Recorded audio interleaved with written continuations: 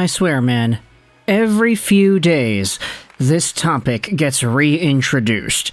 And every few days, we will respond to it, because as long as people are talking about it, it gives us a reason to dive into it on this YouTube channel, too.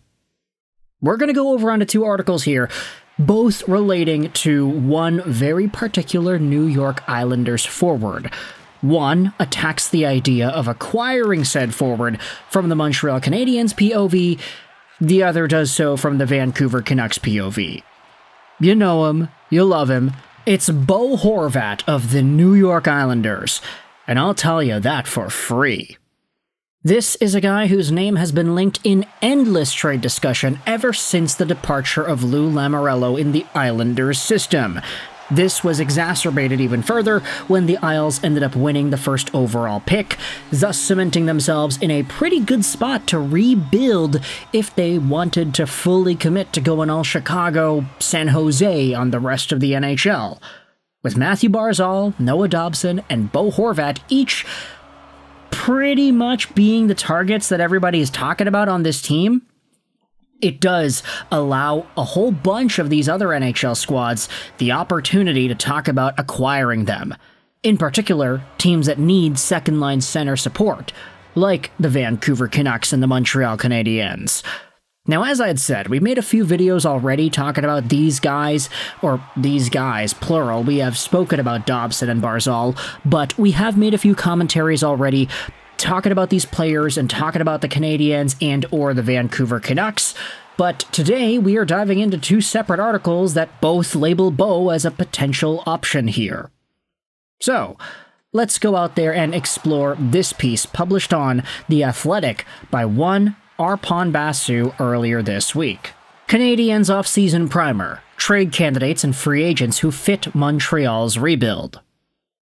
The piece is behind a paywall, so we're not going to screenshot the article and dissect it that way. We're just going to talk about what is written about here. Bo Horvat is listed as one of the multiple names that the Canadiens can or maybe should target, and if you wanted to get the scoop as to what Basu talks about, he goes over the Bo Horvat contract and how he is good in the face-off circle, excellent on the bumper and the power play, and plays a solid defensive game. The article says that Bo would be a very good complementary piece to Nick Suzuki, who happens to also be a London, Ontario guy, but it adequately highlights the profile. It talks about the point production. It talks about how ideal a Bo Horvat-type player would be in the second-line center spot for the Montreal Canadiens. Bo scored 57 points and 28 goals in 81 games last year. The year before that, he had 68 points and 33 points. The year before that, Bo Horvat had scored 70 points in 79 games played and 38 goals. That was during his crazy PDO bender year in Vancouver and subsequent success that he found with the Islanders in 2023. Sure, he's making $8.5 million a year to the end of 2031. Sure, that contract might be a tad expensive for what it is Bo Horvat can provide for a hockey team. But if the cap is going up like it is already, we are seeing more flexibility on these bigger, bolder deals around the NHL. Bo Horvat just happens to be one of the main guys there. And the article, Basu goes out there and talks about, hey, the only blemish on the Horvat deal is the age and the contract length. But there's no doubt that he would be a very valuable guy in the Canadiens lineup. Suzuki could be a number one, he could score 80, 90 points, Bo Horvat could be a number two, maybe getting 50 to 60 points. Sure, it's a little much to pay $8.5 million for that kind of a guy, but Horvat is a much better hockey player than a Kirby Dach is, and you could very well say a Christian Dvorak.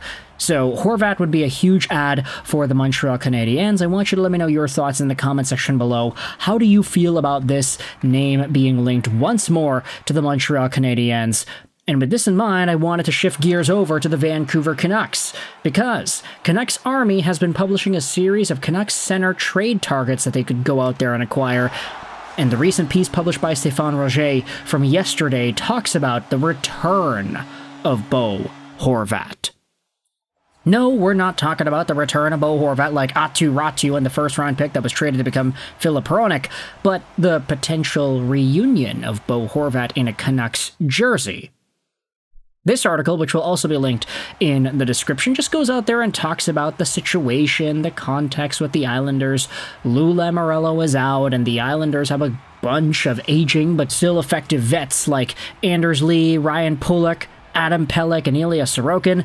And yes, the guy the article is written about. Then we talk about Bo Horvat. Like most of that Islanders core, just turned 30 in April, but he continues to be a top-level NHL goal scorer and a two-way center all rolled into one package. The article talks about his production and then says that he is one of the most consistent scorers in the NHL. That's certainly something the Canucks could use on their side again. Let's talk about the practicalities of a Horvat reacquisition before we get too excited about the possibility. Roger dives into what the cost would be, and it's a really, really in-depth analysis done here. You could go out there and read it in the description. Could the offer be as simple as the 15th overall pick and a B prospect?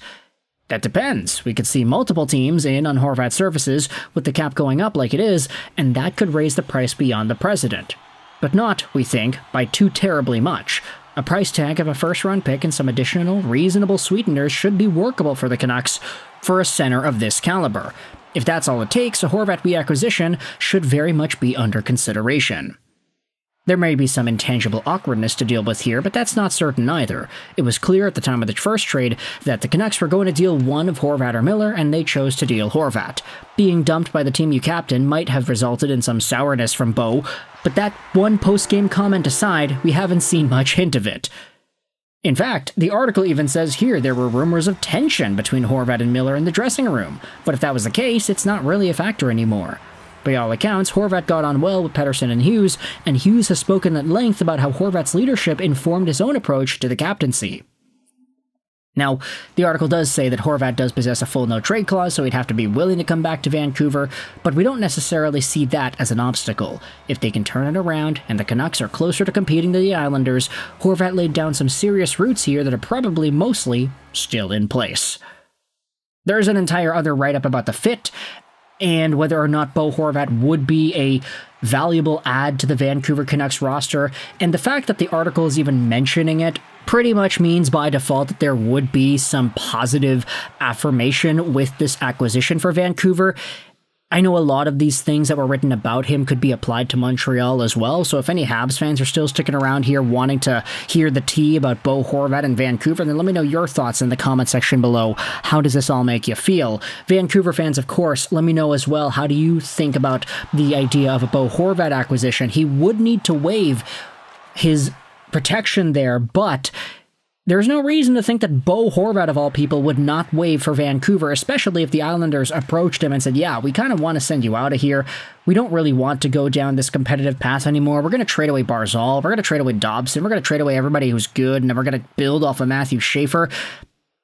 It's unlikely that that happens, but if it is a possibility, the Vancouver Canucks could very well be in on it too, if Bo ultimately decides where it is he is going to go. So with that in mind, I want you to let me know your thoughts in the comment section below about the idea of a Bo Horvat trade and these updates right here from the Canucks and Montreal beats. I hope you enjoyed this British Ashroll 99, and bye.